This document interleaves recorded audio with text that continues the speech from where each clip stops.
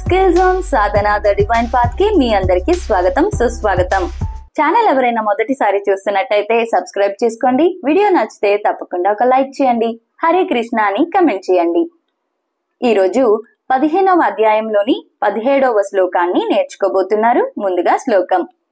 ఉత్తమ పురుషస్త్వన్యః పరమాత్మ్యేత్యుదాహృతః యో లోకత్రయమావిశ్య బిభర్త్యవ్యయ ఈశ్వరః. ఎలా చదవాలో చూద్దాం.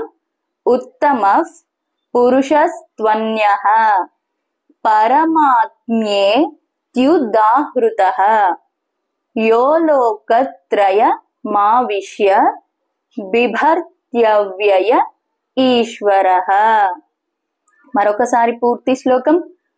ఉత్తమ పురుషస్త్వన్యః పరమాత్మ్యేత్యుదాహృతః యో లోకత్రయమావిశ్య బిభర్త్యవ్యయ ఈశ్వరః.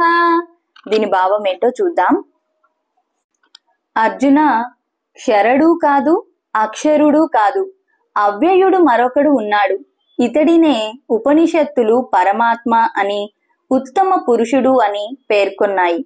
తన చైతన్య బలశక్తులు ద్వారా ముల్లోకాలలోకి ప్రవేశించి వాటిని ధరించి ఉంచే నియామకుడైన ఈశ్వరుడు ఇతడే అని ఈ శ్లోకం ద్వారా మనకి తెలియజేశారు.